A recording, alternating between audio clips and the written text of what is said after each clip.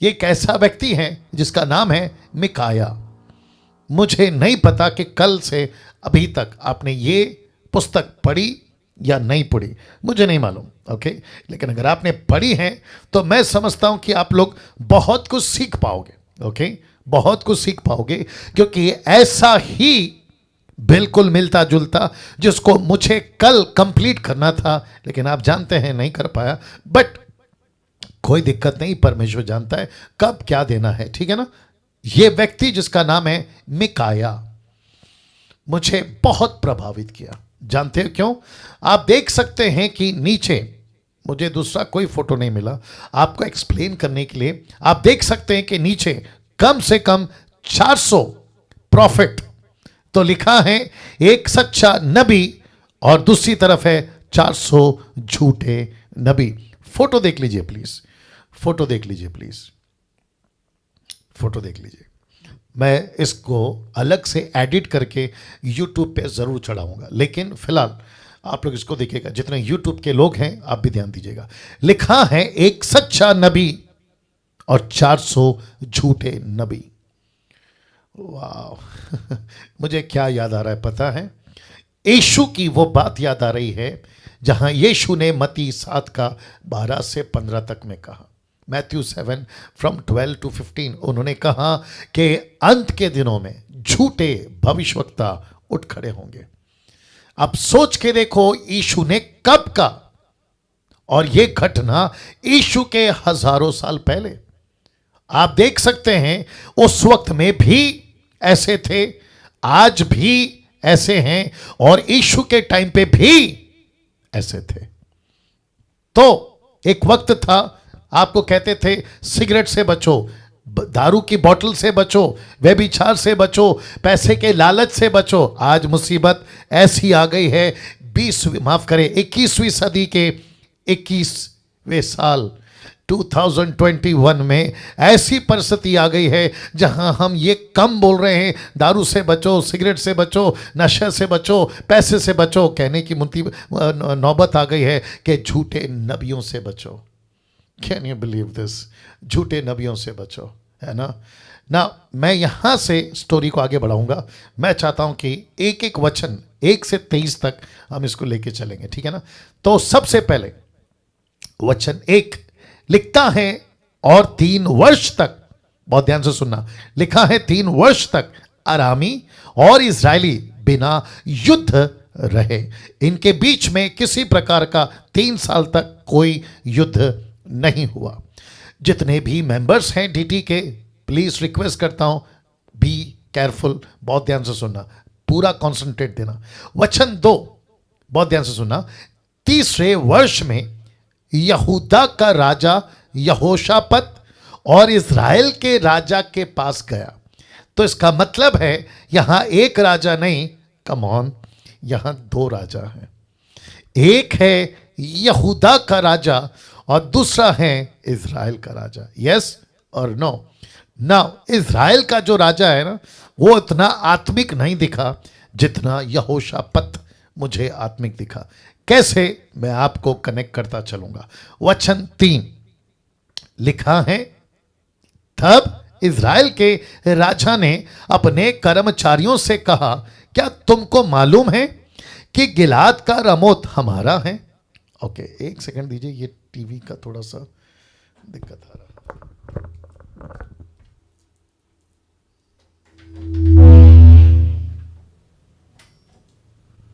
Check check check check check, okay, एक second और दीजिए please. Check check check, test, okay. अभी आवाज ठीक है? ओके, या वापस आते हैं जी, वापस आते हैं। ऐसा लिखा है कि तब इज़राइल के राजा ने अपने कर्मचारियों से कहा, क्या तुमको मालूम है, ब्रैकेट में देख लीजिए, अंडरलाइन किया है, कि गिलाद का रमोत हमारा है। एक ऐसी जमीन, एक ऐसी भूमि जिसको कहते हैं गिलाद का रमोत। मुझे नहीं पता कि ये स्टोरी आपने कभी पहले सुनी या नहीं सुनी। इस एक जमीन के टुकड़े को लेकर परमेश्वर के 2 दास, एक यहूदा का राजा यहोशापत और दूसरा इज़राइल के राजा के पास में ये चर्चा गई कि एक शहर है, एक कस्बा है, एक छोटा सा जमीन का टुकड़ा है, ये हमारा है, लेकिन 3 साल से हम इसको कुछ नहीं कर रहे। वचन आगे लिखा है, फिर हम क्यों चुपचाप रहते हैं और उसे अराम के राजा के हाथ से क्यों नहीं छीन लेते? इसको क्यों चुपचाप रहने दें, क्यों ना जाकर इसको छीन लें, या दूसरे शब्दों में युद्ध करें और ये जमीन भी हमारी हो जाए ना। मेरे पास में उतना वक्त नहीं है कि मैं इसके डिटेल में जाकर जाऊं कि ये बताऊं कि प्रॉपर्टी क्या था, मैटर क्या था, झगड़ा क्या था। मैं इसमें नहीं जा पा रहा हूं क्योंकि बहुत लंबा हो जाएगा और मैं समझता हूं इसकी जरूरत भी नहीं है ना। लिखा है अभी तक कि हमें उसको छीना है। वचन 4 कहता है कि उसने यहोशापत से पूछा। किसने? उसने, इज़राइल के राजा ने यहोशापत से पूछा, क्या तू मेरे संग गिलाद के रमों से लड़ने के लिए आएगा या जाएगा? Question mark. यहोशापत ने इज़राइल के राजा को उत्तर दिया, बहुत ध्यान से सुना, जैसा तू है वैसा मैं भी हूं, जैसे तेरी प्रजा है वैसे मेरी प्रजा है, जैसे तेरे घोड़े हैं वैसे मेरे भी घोड़े हैं। मतलब सब हमारा है। दूसरे शब्दों में मैं लड़ाई के लिए चलूंगा। ओके, नाउ मैटर अभी तक ये लग रहा है कि 2 राजा तैयार हैं लड़ाई के लिए, युद्ध जीतने के लिए। दोनों के दोनों अव्वल हैं, दोनों के पास परमेश्वर है, अच्छा एक्सपीरियंस है, जीत चुके हैं, पिछली एक्सपीरियंस, अच्छा पास्ट है, सब कुछ है। लेकिन वचन 5 में कुछ हो गया। आइए देखते क्या हो गया। लिखा है, फिर यहोशापत ने इज़राइल के राजा से कहा, वचन 6, कि आज यहोवा की इच्छा मालूम कर लें। क्या अद्भुत है! ऐसा कौन सा राजा, कौन सा मंत्री, कौन सा योद्धा, कौन सा पास्टर, कौन सा प्रॉफिट के मन में ये बात आ जाए कि चर्च शुरू करने से पहले प्रभु को पूछ लेता हूं, किसी को कहीं जाने से पहले प्रभु को पूछ लेता हूं, कोई बिजनेस शुरू करने से पहले प्रभु को पूछ लेता हूं। कम ऑन, ये व्यक्ति कहता है युद्ध तो लड़ेंगे, पक्की बात है। एक काम करते हैं, परमेश्वर को पूछते हैं। उन दिनों में एक चलन था, अगर युद्ध पे जाना है, लड़ाई जीतना है, तो प्रॉफिट्स होते थे, नबी होते थे। शाऊल के लिए सैमुएल था, दाऊद के लिए भी सैमुएल था, ऐसे होते थे। तो जरा देखिए स्क्रीन के ऊपर क्या आ रहा है। लिखा है, तब इज़राइल के राजा ने नबियों को, बहुत ध्यान से देखना, जो कोई 400 पुरुष थे, इकट्ठा करके उनसे पूछा। एक नहीं, कितने? 400। Can you believe this?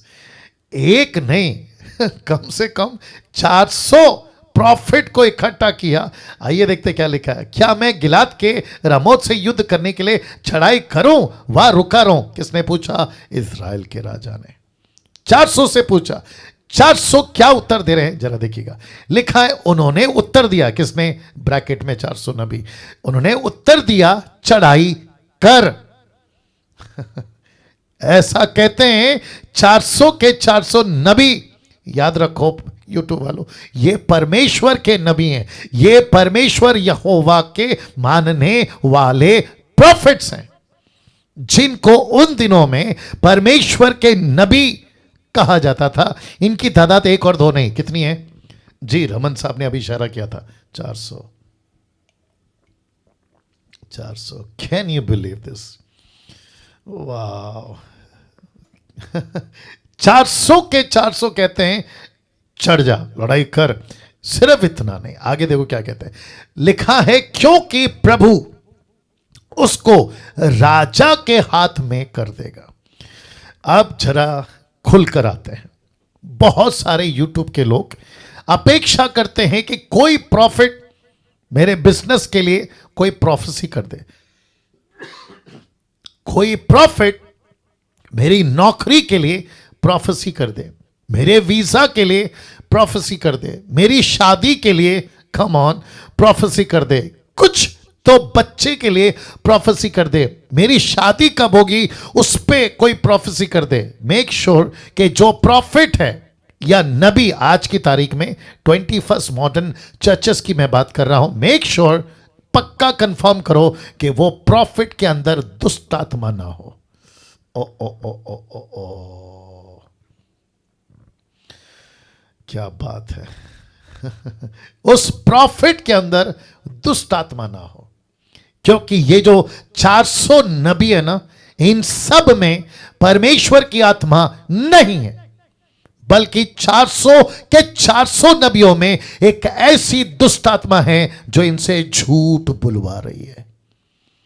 मेरा टॉपिक क्या है एपिसोड 19 से 20 तक में? इंपॉर्टेंस ऑफ द बाइबल, परमेश्वर के वचन का महत्व।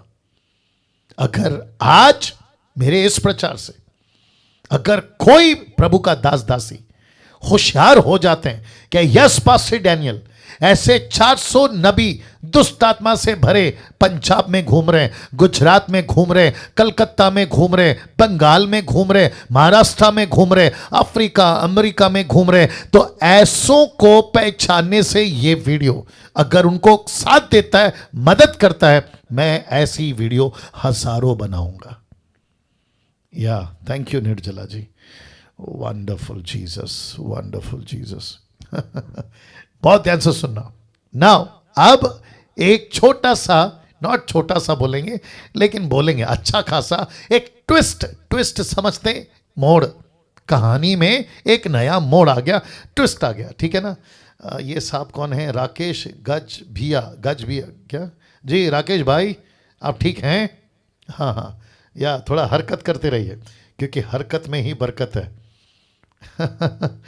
ओके, वापस आते हैं, ठीक है ना। सब लोग तैयार हैं?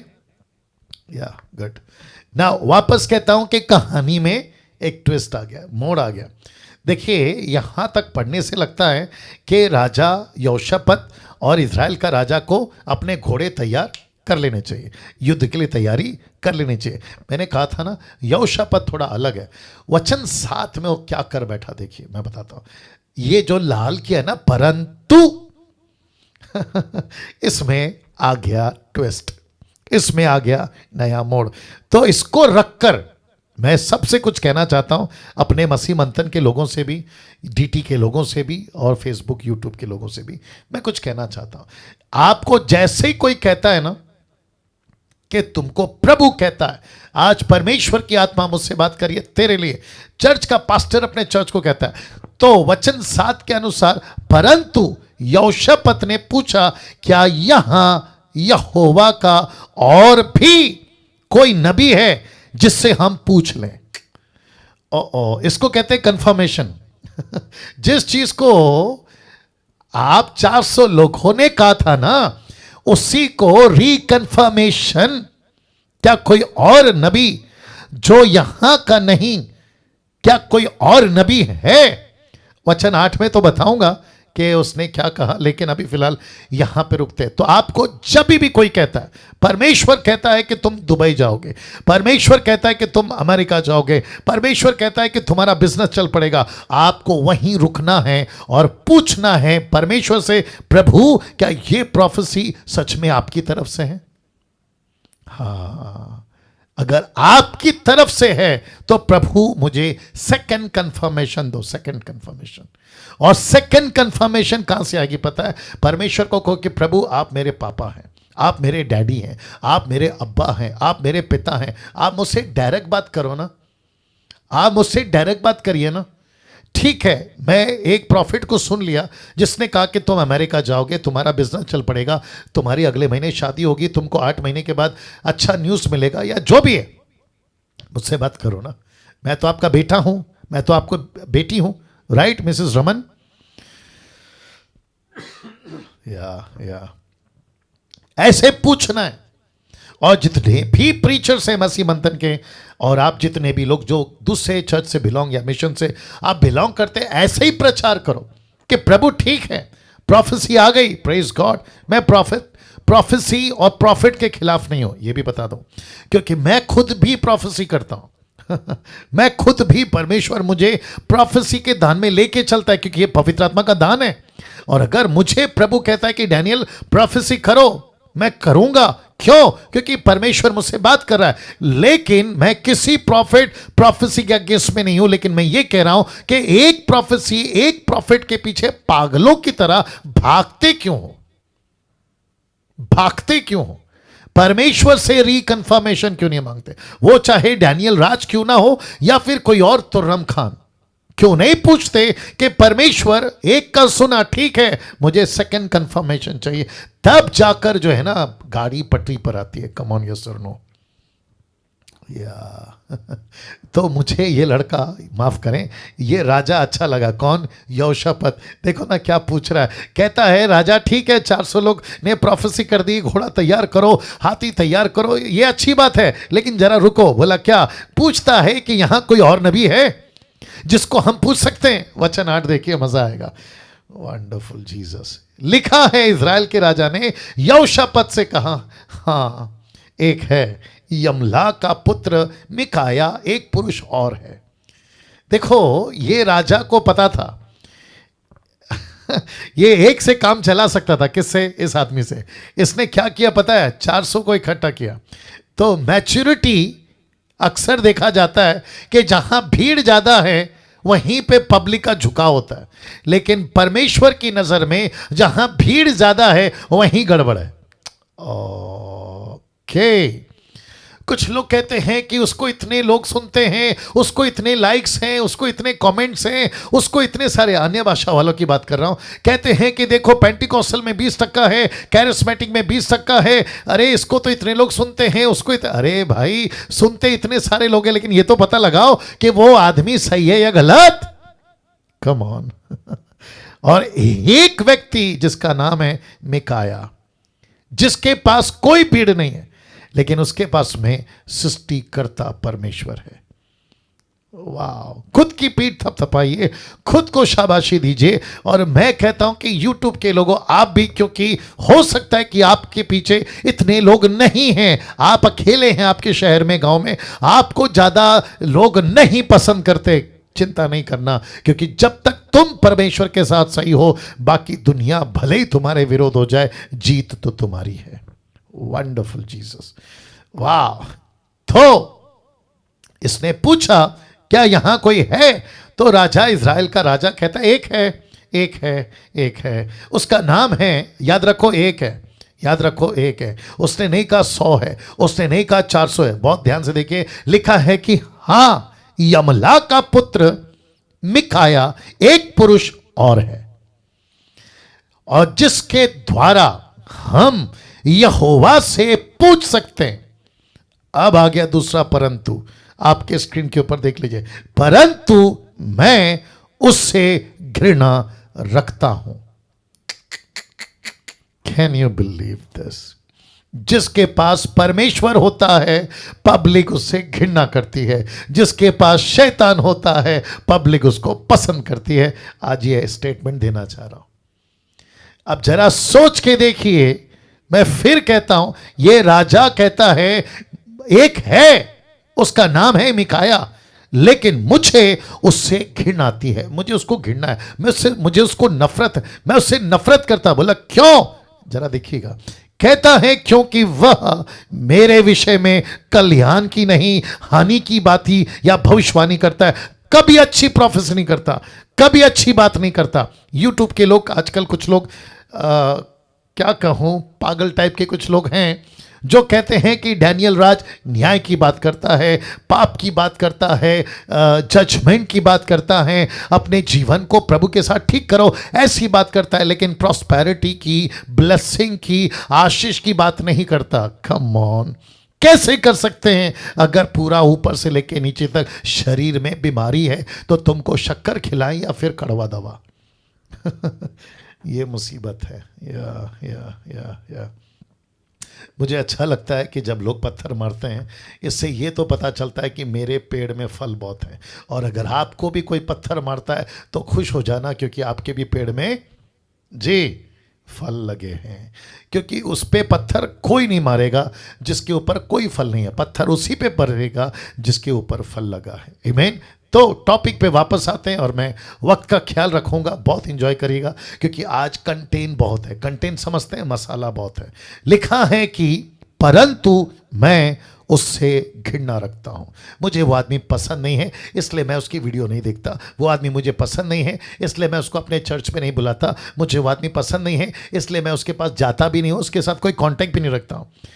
याद रखो, जिसको कोई नहीं पूछता उसको परमेश्वर ऐसा कुछ करेगा कि यहोशापात जैसा आदमी खड़ा कर देगा और 420 के पास 400 नबियों के बीच में लाकर एक को खड़ा कर देगा। और देखो वही मुसीबत राजा के पास में वापस आ गई है। वचन 9 क्या कहता है देखो, यहोशापात ने कहा राजा ऐसा ना कहे, वो अच्छा प्रॉफिट है, वो गलत प्रॉफिट नहीं है।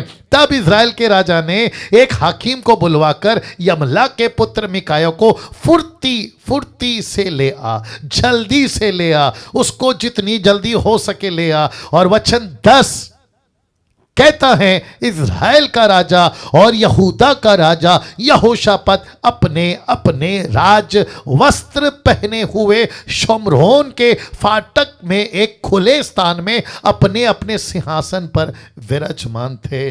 और ये साहब की फिर एंट्री होती है और सब भविष्यवक्ता उनके सम्मुख भविष्यवाणी कर रहे थे। अब जरा नजारा देखिए, जहां 400 लोग कहते हैं युद्ध लड़ो युद्ध लड़ो। बोला क्यों? परमेश्वर ने युद्ध जीत लिया है। परमेश्वर ने राजा यहोशापात को, इज़राइल के राजा को लड़ाई के लिए विजय दे दी है, तुम लड़ाई लड़ सकते हो। वचन 11, तब कनान के पुत्र सिदकिय्याह ने लोहे के सिंह बनाकर कहा, यहोवा यूं कहता है। याद रखो, ये 400 झूठे नबियों में से एक है। उसने उनसे कहा कि इनसे तू अरामियों को मारते मारते नाश कर डालेगा। सब की सब प्रोफेसी झूठ, सब की सब भविष्यवाणियां दुष्ट आत्मा की ओर से हो रही है। वचन 12, और सब नबियों ने इसी आशय की भविष्यवाणी करके कहा, गिलाद के रमोत पर चढ़ाई कर और तू कृतार्थ हो, क्योंकि यहोवा उसे राजा के हाथ में कर देगा। ताली नहीं बजाना, पहले सुन लो। अक्सर लोग ताली बजा देते हैं, आप लोग नहीं, आप लोग नहीं, आप लोग बहुत अच्छे लोग हैं। लेकिन जिनको वचन का ज्ञान नहीं होता है ना, मैं डंके की चोट पे कहता हूं, अगर उनको ये कॉन्सेप्ट नहीं समझाया जाएगा ना, ये वचन का बारा उठाएंगे और तालियां बजाना शुरू कर देंगे, क्योंकि उन्होंने वचन एक से नहीं पढ़ा ना। ये 400 लोगों के अंदर दुष्ट आत्मा काम कर रही है। Can you believe this? या मैं कुछ सेकंड और रख रहा हूं जी। अब जरा ध्यान दीजिएगा, 400 नबी कहते हैं लड़ाई लड़, युद्ध लड़, परमेश्वर तुझे कामयाबी देगा और तू जीत जाएगा। दोनों के दोनों राजा को कहते हैं तुम जीत जाओगे। वचन 13 लाल में लिखा हूं समझाने के लिए। जो दूत मिकाया को बुलाने गया था उसने उससे कहा, सुन।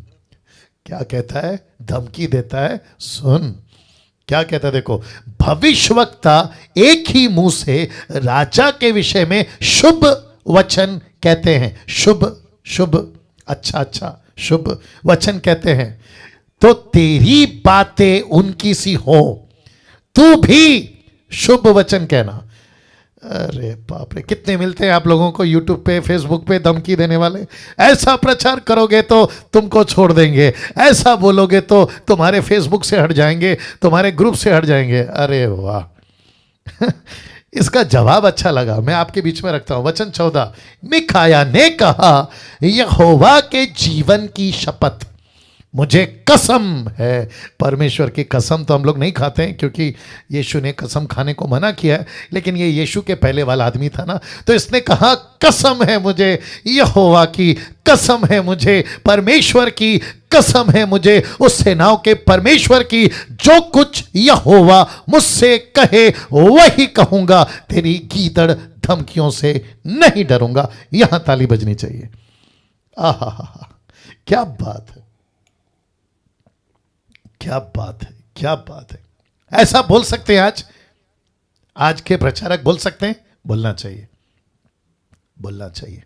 मुझे खुशी है कि 1 साल, खैर अभी 1 साल से ज़्यादा हो गए, नहीं मार्च आ गया ना, मार्च है नहीं, 1 साल जब से लॉकडाउन हुआ है, 1 साल से मैं देख रहा हूं मसीह मंथन में भले ही संख्या में कम है, लेकिन ऐसे मिकाया की तरह योद्धा खड़े हो गए, दास और दासी, जो सच के साथ खड़े, जो सच्चाई के साथ खड़े, जो सही को सही कम ऑन और गलत को गलत बोल रहे हैं। ऐसी हिम्मत, ऐसा गट्स अगर सब में आ जाए तो क्या बात है।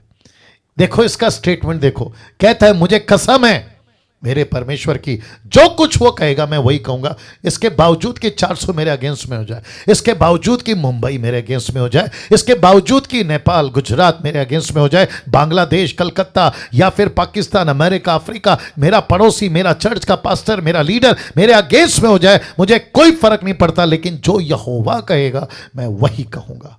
ऐसी जज्बा, ऐसा गट्स के साथ में बात करने वाले प्रचारक मसीह मंथन में चाहिए, 21वीं सदी में चाहिए, ताकि 22वीं पीढ़ी को तैयार कर सके। और मैं वापस कहता हूं, महिलाएं, लेडीज, आप लोग भी कभी किसी से कम नहीं हैं और ना ही कभी खुद को किसी से कम आंकना, क्योंकि जो पावर और जो पवित्र आत्मा पुरुषों को दिया है, बहुत ध्यान से सुनना, जो पवित्र आत्मा पुरुषों को दिया है ना, वही पवित्र आत्मा आपको महिलाओं को भी दिया है, वही पावर दिया है।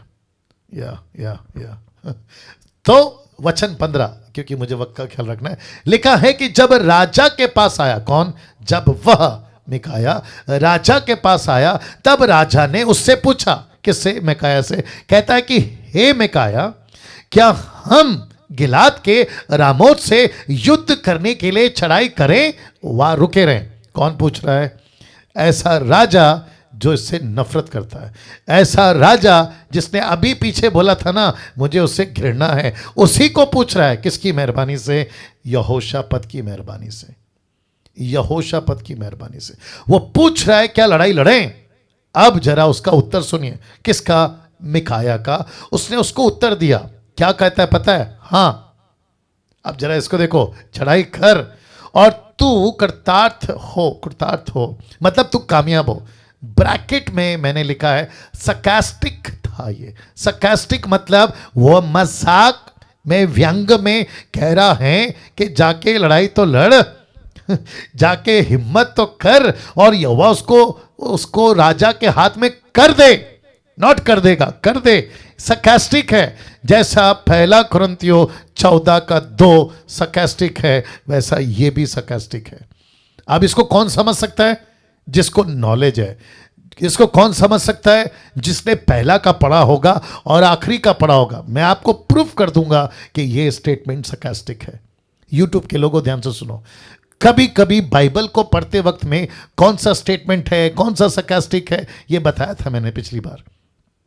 तो ये कहता है, उत्तर दिया, हाँ 400 लोग बोल रहे हैं ना, तो जाओ, जाके लड़ाई लड़ो, और तुमको परमेश्वर, अभी तो कह रहे थे ना 400 लोग, तुमको परमेश्वर युद्ध में, लड़ाई में विजय दे देगा। लेकिन ये है क्या? सरकास्टिक। इसको कहते हैं कि मिकाया ने एक ऐसा स्टेटमेंट यूज किया जिसको कहते हैं उसने उसका मजाक उड़ाया। प्रूफ क्या है डैनियल राज? प्रूफ है वचन 16। राजा ने उससे कहा, मुझे कितनी बार तुझे ध्यान से सुनना, मुझे कितनी बार तुझे शपथ धराकर चिताना होगा कि तू यहोवा का स्मरण करके मुझसे सच कहा कर, सच कहा कर, सच ही कहा कर। थोड़ा पानी डालना। सच कहा कर, इसका मतलब क्या है? उसने सच अभी तक नहीं बोला, उसने पीछे वाला वचन को अभी तक सच में नहीं कहा। तो इसको कैसे लेंगे? एक साथ बोल दीजिए, सरकास्टिक। इसको कहते हैं व्यंग, इसको कहते हैं टोंट मारना, इसको कहते हैं ताना कसना।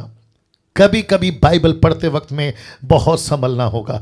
तो राजा कहता है मैंने तुझसे कितनी बार कहा मुझसे सच बोला कर, सच बोला कर। वचन 17 लाल में आ गया। वचन 17, मिकाया ने कहा, मुझे समस्त इज़राइल बिना चरवाहे की भेड़ बकरियों की नाई पहाड़ों पर तितर बितर देख पड़ा।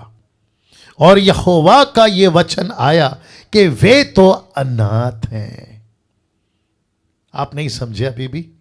मतलब तुमको जो चरा रहा है ना, तुम ऐसी भेड़ों की तरह हो जिनके ऊपर कोई चरवा है ही नहीं। Can you believe this? तो कौन से चरवा तुमको चरा रहे? झूठे चरवा। कौन से पास्टर तुमको चरा रहे? झूठे पास्टर। कौन सा बाइबल टीचर तुमको चरा रहा है? झूठा बाइबल टीचर। कौन बोल रहा है? डैनियल राज नहीं, वचन बोल रहा है। कम ऑन, यस और नो? इसका मतलब है मिकाया ने कहा, मुझे समस्त इज़राइल बिना चरवाहे की भेड़ बकरियों की नाई पहाड़ों पर तितर बितर देख पड़ा। यहोवा का यह वचन आया कि वे तो अनाथ हैं। बाप है, कैन यू बिलीव दिस? बाप है लेकिन झूठा। बाप है चर्च का, मेरा आत्मिक पिता बुलाते हो ना, तुम्हारा बाप है लेकिन झूठा।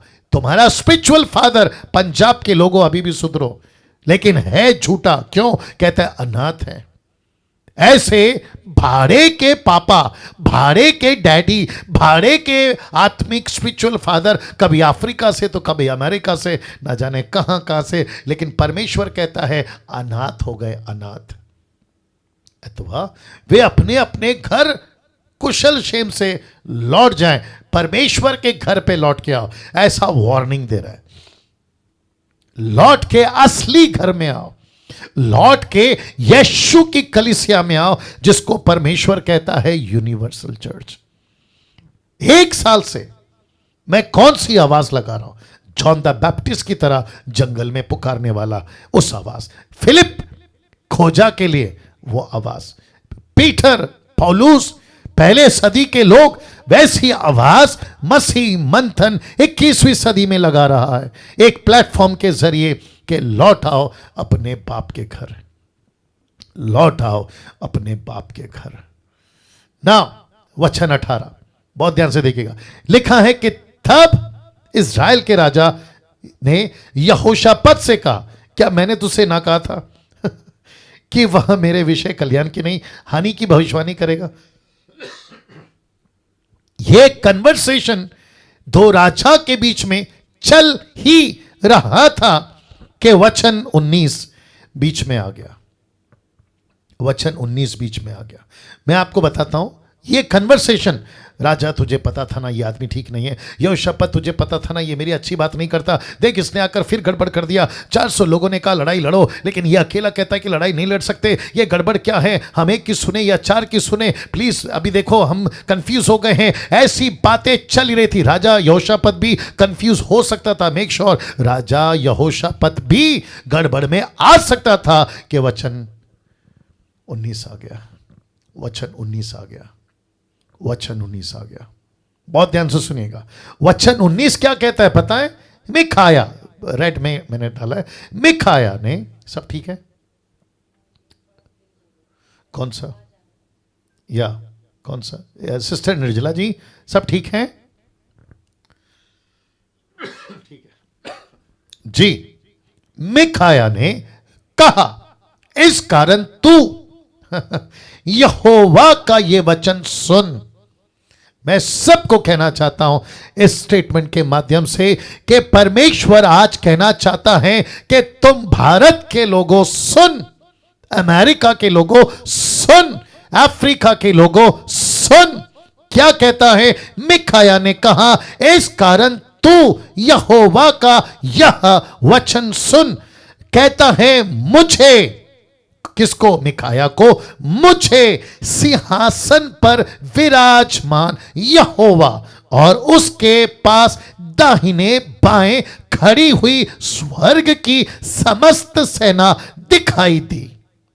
हे राजा, मुझे कुछ दिख दिख रहा है, मैं तुझे बता देना चाहता हूं, मुझे 400 प्रॉफिट के पीछे एक स्पिरिट काम कर रही है, वो परमेश्वर दिखा रहा है। अफ्रीका में जो प्रोफेसी के नाम पे एक दुकान चल रही है, उसके पीछे जो स्पिरिट है वो परमेश्वर दिखा रहा है। पंजाब के अंदर तेल, पानी, रुमाल, कपड़ा, नमक बेचकर कोई लोग परमेश्वर की कलीसिया को बिगाड़ रहे हैं, उसके पीछे एक स्पिरिट दिखाई दे रहा है। कहता है कि तब यहोवा ने पूछा, अहाब को कौन ऐसा बहकाएगा कि वह गिलाद के रामों पर चढ़ाई करके खेता है। तब किसी ने तो कुछ और किसी ने कुछ, राजा इज़राइल के राजा को कौन बहकाएगा? राजा इज़राइल का जो राजा है ना, उसको कौन बहकाएगा? अहाब को कौन बहकाएगा कि वो गिलाद के रामों पर चढ़ाई करे? तो किसी ने कुछ, किसी ने कुछ, ये किसी ने कुछ और किसी ने कुछ, इसका डिस्क्लोज नहीं हुआ है, इसका खुलासा नहीं हुआ। लेकिन वचन 21 मैंने इसके लिए ब्लैक में डाला है, लिखा है निदान। मिकाया कहता है, राजा सुन, एक आत्मा पास आकर यहोवा के सम्मुख खड़ी हो गई। एक आत्मा का मतलब है स्पिरिचुअल बीइंग, आत्मिक बातें। एक आत्मा पास आकर यहोवा के सम्मुख खड़ी हुई और कहने लगी, मैं जाकर उस राजा को बहकाऊंगी। ओ ओ ओ ओ ओ ओ ओ ओ, ये कहां चल रहा है चर्चा? स्वर्ग में। ये कहां चल रही है बातें? स्वर्ग में। कहां पे देख रहा है प्रॉफिट? स्वर्ग में। तो इसका मतलब है कि पृथ्वी के ऊपर आप और हम जो फिजिकल बॉडी में हैं, ये बातें नहीं समझ सकते। नरेंद्र मोदी नहीं समझेगा, योगी नहीं समझेगा, अमेरिका का क्या नाम है उसका, जो बाइडेन, वो नहीं समझेगा, अफ्रीका का प्रेसिडेंट नहीं समझेगा, किसी पृथ्वी का राजा, मंत्री, अंतरी, संतरी नहीं समझेगा। ये केवल सच्चे नबी लोग समझ सकते हैं।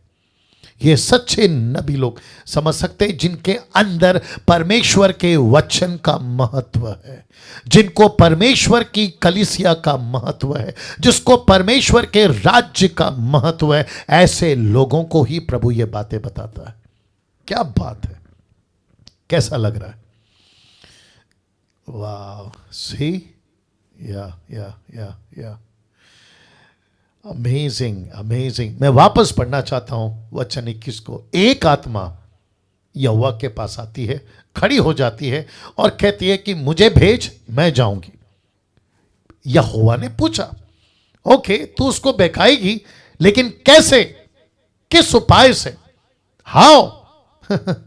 यह प्रश्न पूछ रहा है परमेश्वर। क्यों? ताकि मुझे और आपको समझ आए।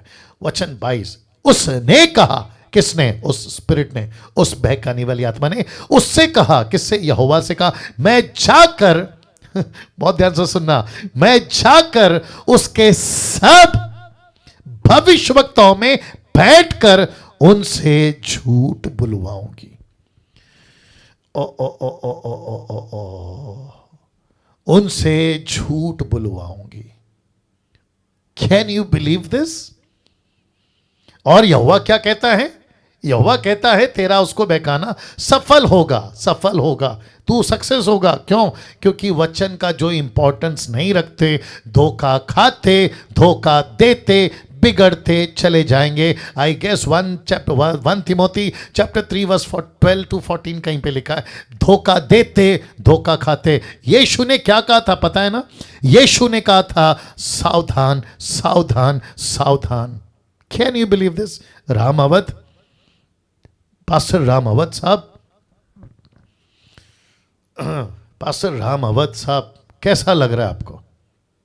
या कभी सुना था ये सारी बातें?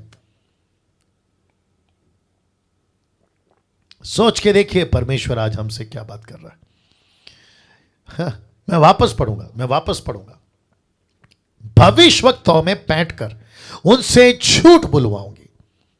तो इसका मतलब है, अभी मुझे पूछना पड़ेगा, ये मेरी मजबूरी है, मुझे पूछना पड़ेगा कि पंजाब के अंदर जितने प्रॉफिट हैं, नाम तो खैर नहीं लूंगा, लेकिन आप सभी जानते हैं जितने भी प्रॉफिट है जो तेल पानी बेच रहे हैं और जो 10-10 20-20 हजार रुपए में अपनी प्रार्थना बेच रहे हैं, जिनके यहाँ पे हजारों की भीड़ लगती है, प्रतिदिन आते हैं, कभी ऑनलाइन आते हैं, अफ्रीका में आते हैं, इनके पीछे कौन सी आत्मा है?